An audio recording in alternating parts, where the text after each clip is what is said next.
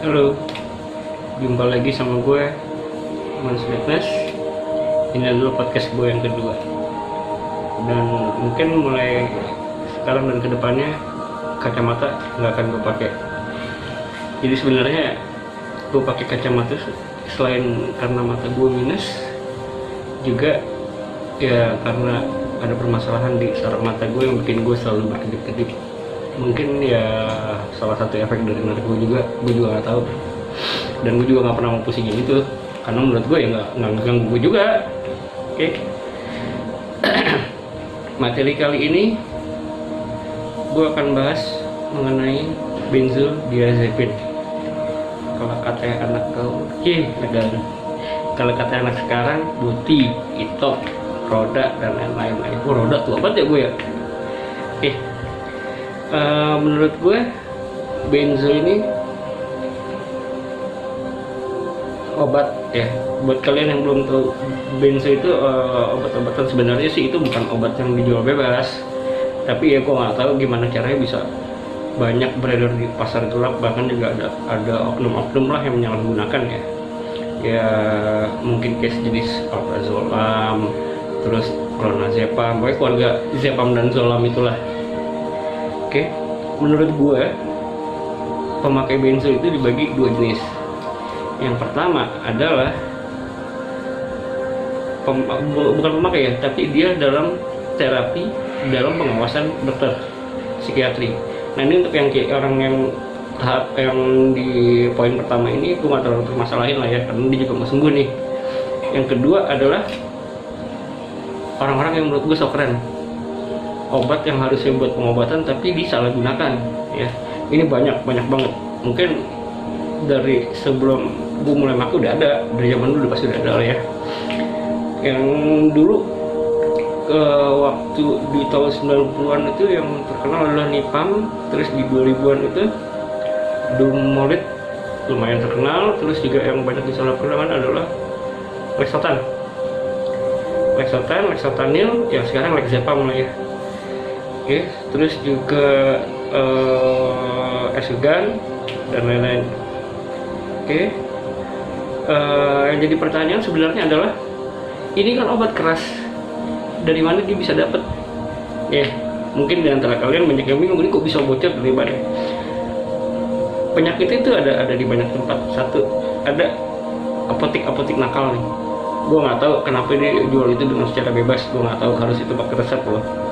Dan yang kedua ada toko obat nakal juga ada. Lalu yang ketiga warung. Gue pernah nemuin warung rokok biasa dijual. Dulu gue pernah beli dulu. Sekarang enggak ya, udah bersih. Lalu yang keempat, nah ini yang unik, toko kosmetik. Jadi jangan lu pikir dia buka toko kosmetik murni kosmetik, kagak. Gue sebagai pemakai gue tahu, oh ini jual boti, oh ini enggak. Seenggaknya walaupun bukan benzo, dia bisa jual tramadol nih, itu yang paling murah ya. Gue sih sebenarnya nggak doyan tramadol. Kalau di toko offline itu banyak dirazziain. Ada lagi shop yang lebih bahaya. Yang lebih bahaya adalah di toko online. Nah itu gue juga nggak tahu, itu mati satu tubuh 1000. Kan ini yang harus diperhatikan nih. Kadang gue berpikir apotek-apotek digerebekin, kenapa yang di toko online itu tumbuh subur, banyak banget. Ya kalau untuk pemakai sih tahu keywordnya apa, carinya apa, tahu. Biasanya dari nama obatnya inisialnya gue ambil 2-3 huruf, lalu gue tulis satuan dosisnya, ya kan? Contoh Aliklona 2 mg, ya gue singkat dengan angka 2, itu akan muncul. Dan biasanya kamuflasenya gambarnya adalah kalau nggak pentil, kalau nggak rantai motornya kayak gitu dah, peralatan otomotif itu. Nah ini di sini nih, gue bingung nih, ini harusnya ini yang diberantas duluan. Gue kalau nemuin yang kayak gini di toko online itu pasti gue report. Cuman ya pekerjaan ini nggak kelar-kelar. Hari ini gue report 1, sorenya muncul 7, sore gue report semua, muncul lagi 15. Ini capek. Sampai akhirnya gue sendiri pikir udah nggak bisa diapa-apain lagi. Harusnya juga ada sinergi lah ya antara pemerintah sama si marketplace, gimana caranya ngebendung ini semua gitu. Ini yang dari pengetahuan gue ya kan. Gue nggak tahu kalau memang seandainya itu toko sudah pernah transaksi sama si customer nih, terus tiba-tiba deal-dealan di antara mereka itu akan dikamuflasekan menjadi liquid vape. Bisa, yang penting harga sama kan. Di tulisannya transaksi liquid vape, yang dikirim adalah benzo. Banyak ya kan. Buat lu semua yang belum kenal benzo atau yang mau sok-sokan, bang, gue mau nanya dong, buat apa yang enak, buat apaan? Buat nemenin ngopi. Salah, sob. Semua orang sekarang ya itu lagi berusaha tapering down sebisa mungkin, udahlah ninggalin benzo. Itu jahat, jangan lu pikir benzo itu sesimpel yang lu pikirkan. Itu withdrawalnya parah, bahkan bisa kejang, dan gue pun pernah ngalamin ya kan. Kalau gue sih biasanya nggak pakai tapering down. Awalnya gue pakai adalah substitute, ya substitusi. Pada saat gue edik bahan A, gue akan substitute ke bahan B. Tapi pada akhirnya gue pikir ini nggak habis-habis, ini cuma memindahkan adiksi ke satu ke yang lainnya. Akhirnya gue memutuskan untuk cold turkey. Cold turkey pun nggak sembarangan. Buat kalian yang nggak paham, cold turkey itu ya berhenti secara tiba-tiba. Nah ini berat tadi, cold turkey ini berat ya. Kalau yang nggak pernah cold turkey, gue nggak saranin. Sebaiknya kalau lu mau berhenti ya lu ke psikiatri ya.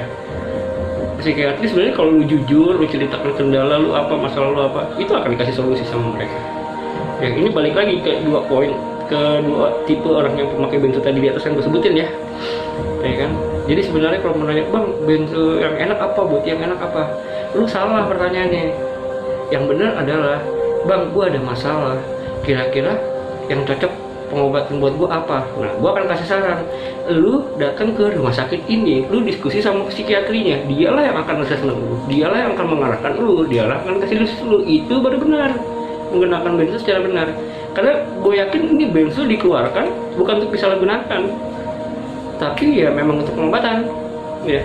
Jadi pesan gue buat lu semua, nggak usah sosokan pakai benzo. Buat apa? Percuma. Dan akhirnya malah menimbulkan ketergantungan. Duit lu habis, coy. Harusnya lu bisa spare duit gue buat beli rokok. Ini karena ketergantungan benzo ya. Lu larinya gimana caranya dapat rokok, dapat benzo? Oke, kalau lu semangat kerja ya kan, dorong lu jadi kerja. Yang jadi masalah kan kalau orang yang malas kerja tapi kebutuhan adiksi jalan, akhirnya apa? Kriminal ya kan. Dan ingat, benzo itu nekat. Gue pun kalau kena boti ya galak ngeliat orang kecil nyalinya gede ya kan. Dan kacaunya benzo itu bisa dibilang tidur sambil berjalan lah. Lu nggak akan ingat kejadian apa yang lu alami. Tiba-tiba setelah lu sadar dari pengaruh benzo, baru deh teman-teman lu bilang, wah lu kacau, lu ada masalah di sana, lu ada utang di sini, lu ada masalah di sana. Itu, dan lu pun nggak pernah sadar, oh iya ya, gue masalah. Enggak, jadinya gede kayak gitu. Oke, mungkin untuk benzo gue udahin dulu sampai di sini. Next akan gue bahas lagi mengenai benzo. Mungkin podcast gue juga akan gue buat per jenis narkonya ya. Gue nggak mau campur adukin. Untuk kali ini gue bahas benzo. Mungkin di podcast selanjutnya gue akan bahas mengenai meth dan amfetamin ya, mengenai sabu, mengenai inek ya, dari zaman ke zaman. Ini tapi yang gue cerita adalah yang gue alamin ya. Oke. Mungkin segitu aja dari gue. Kita ketemu lagi di podcast selanjutnya. Selamat sore.